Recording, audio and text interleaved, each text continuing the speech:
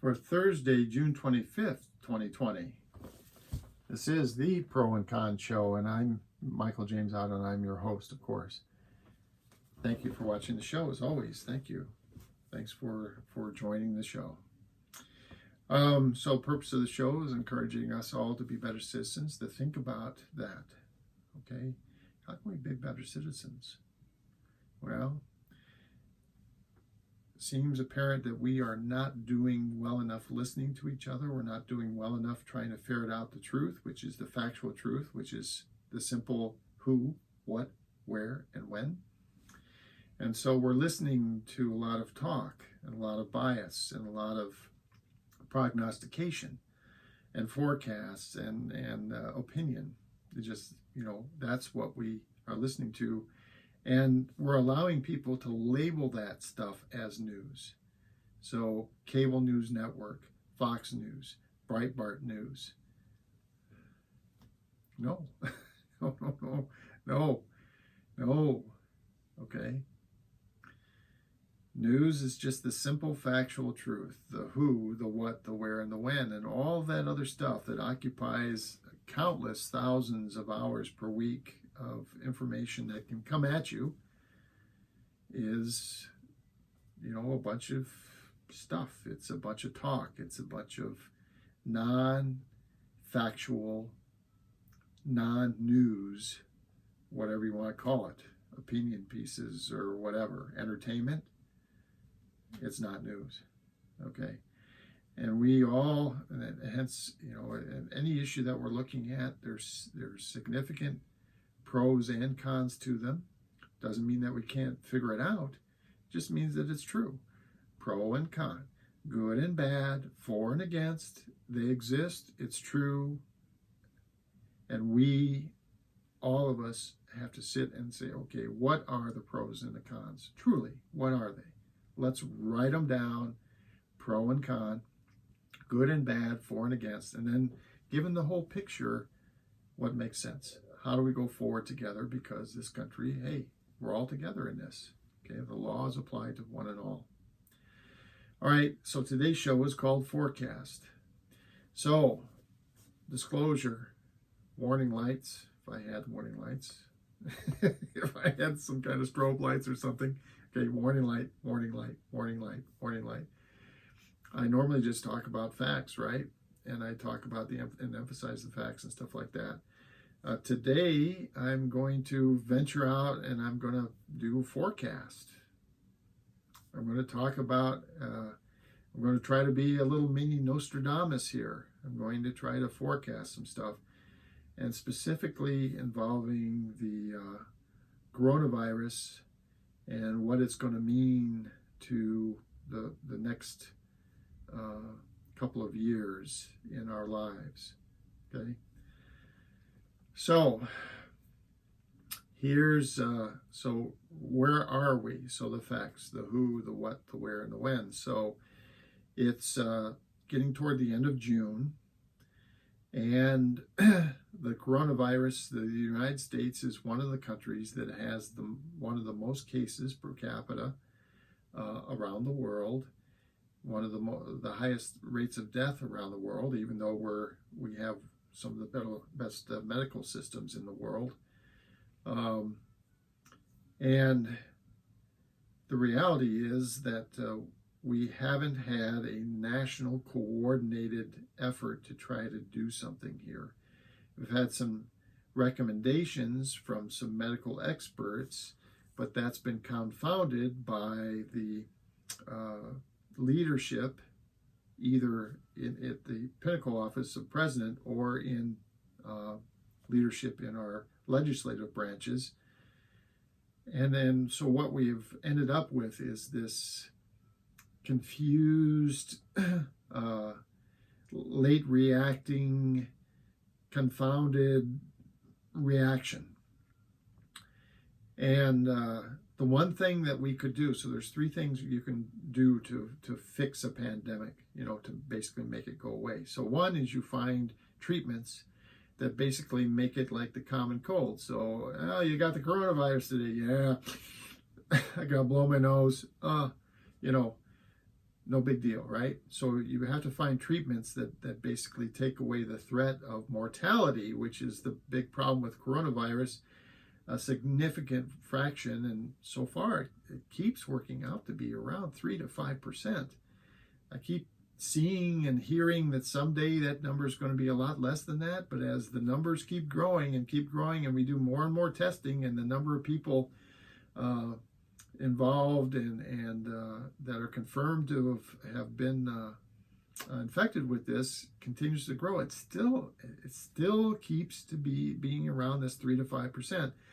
And it's because if it hits people with pre-existing conditions, one of them being age, but other pre-existing conditions like obesity, heart ailments, diabetes and stuff, then it has a very high death rate amongst those kinds of people. And you know, the unfortunate thing is that, and this is a fact, that people who don't even know that they are carrying it, don't know that they are infectious, that they're able to infect others, are walking around, they don't know it. They don't have symptoms that would tell them, oh, I'm sick with this disease that potentially could kill somebody else. They don't have it. And so therefore, it's this hidden thing. You can't, you walk around, suddenly your breath doesn't turn red because you got COVID virus coming out your mouth. There's no, for so many people, and my understanding is, again, the data keeps rolling in and we learn more and more, but seems to be fairly consistent now that roughly half of the people that become infected with this virus virtually have no symptoms, and or they don't have symptoms and they're infectious. Okay, so you have to come up with something. Okay, so it basically becomes like the common cold, so you can't mostly die from it, right? Or you have to come up with a vaccine so you can't get it, which, like the common cold, we've never done that, right? So there isn't an injection that stops you from getting the common cold, which is another series of viruses, right? Or the third thing is you can test. Now, for sure, we've known from the first day, way back when, months ago, at the end of last year, when there was some first discussions about this potentially happening in China, and there was just a few reported cases, and the question was, what is this, and is it a new virus, and what are the Chinese going to, and are they going to be able to contain it, and on and on and on. That was at the end of last year, but even then we knew how to test for it. We just didn't have the infrastructure to test lots and lots of people, but we knew how. And if you know how to do something, it's usually, and in this case it is, pretty easy to replicate it, okay? To make wide-scale testing available. Well, we have failed miserably in doing this. And we still, to this day, are failing miserably to be able to test. And because we can't prevent people from dying from it, because we don't have the treatments, and we can't prevent people from being infected by it with a shot, with a vaccine, and we can't test because we're idiots and we haven't put the billions of dollars that we would need into testing, what are we doing instead? People are dying, and we're shutting the economy down, and we're all living in this terrible place and we've spent trillions of dollars. We have ruined a global economy with I don't know how many trillions of dollars of ongoing economic activity supporting the billions of people around the world, and we've blown it all apart. And it's cost the world, our country, it's cost the world trillions and trillions and trillions. I don't know what the estimate is. It's huge. How many trillions of dollars this has cost, and lives, and frustration, and anger, and civil turmoil, and all this stuff rolled because we did not coordinate and make the testing, spent billions of dollars. And we could have spent, make it a big number, $100 billion, just thrown $100 billion at testing. All of that, at least in this country, could have been avoided. We could have tested the crap out of everybody and known who was infected and who wasn't. And if you're infected, okay, you have to be quarantined. And well, who were you around? Well, we're going to test all those people again and again and again and make sure that if any of them pop positive, then they're going to get quarantined. And we're going to keep this into little tiny cells. And, by knowing where it is, we're going to try to make sure it doesn't ever make it to some of these people that are most susceptible to severe consequences. These people with pre-existing conditions, the elderly, and so on. And we would have, yes, and there would have been all kinds of hate and about, well, how dare you spend $100 billion and start these national whatever. There's an act that allows the government to basically mandate that manufacturing be shifted and stuff like that.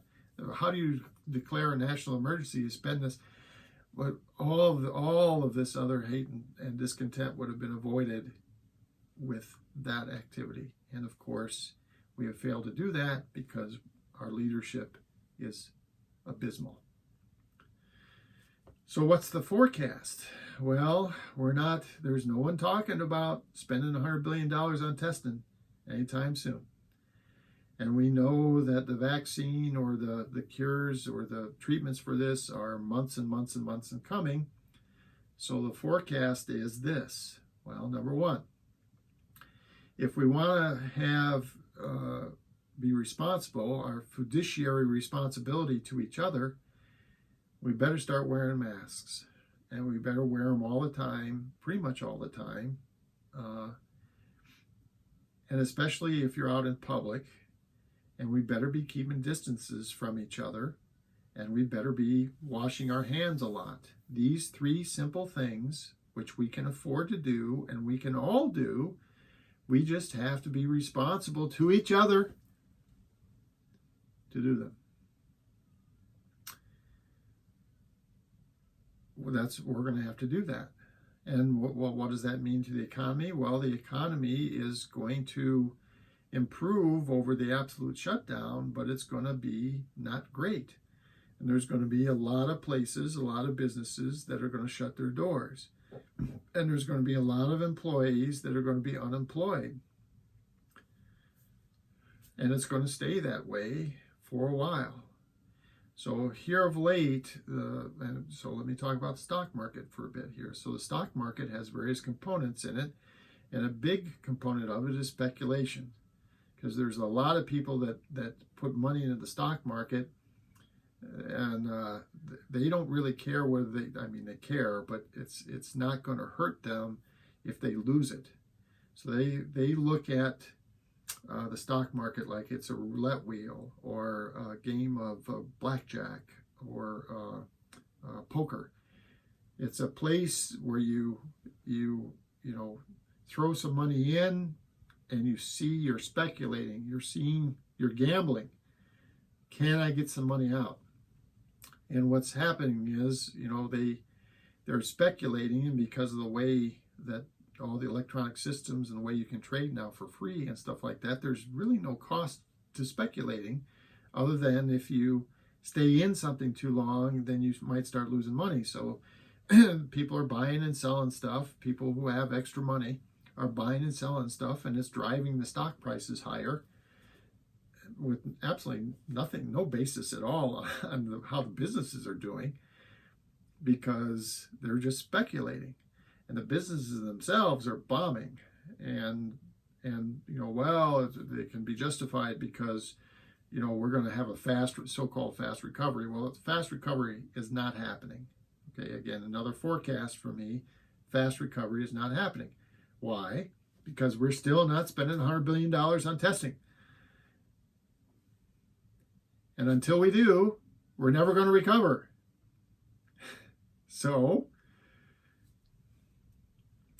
what does that mean? Well, I think what it means, and this again, it's opinion. Okay, lights flashing, opinion. I think what's going to happen is the stock market is going to start going down, because eventually all those speculators and stuff are going to say, well, we've kind of run to the end of our rope here.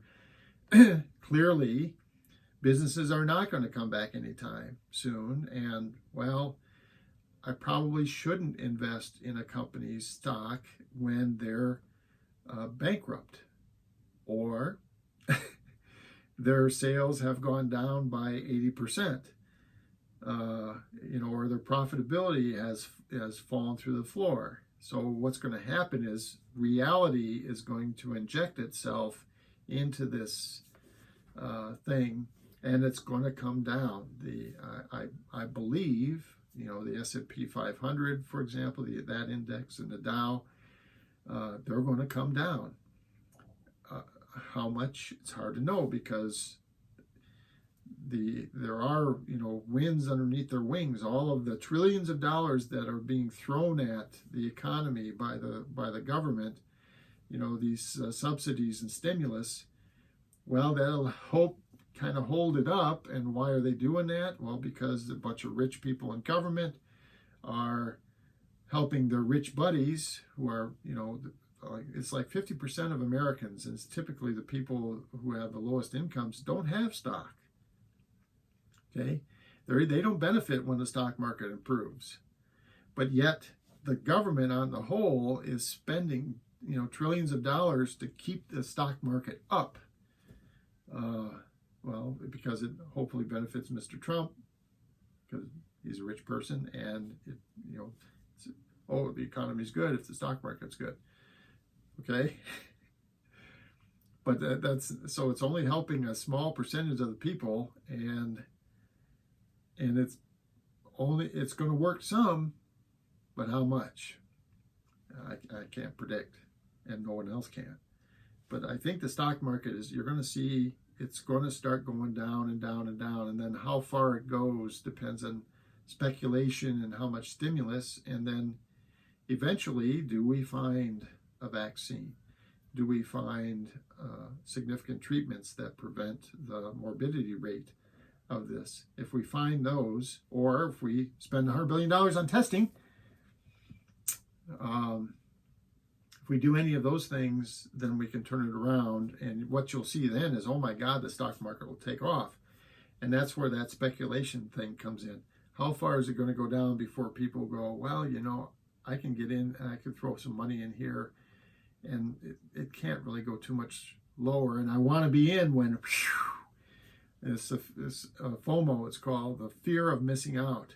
So at some point, it'll get to a place where everyone's kind of convinced that that's about as low as it can go, and it can only go up from here, and then it'll bump around their volatility. They call it bump, bump, bump, bump, bump, and then eventually it'll take off. Same thing with the economy. Okay, so that is the forecast. We're going to all be wearing masks for another year. This is June.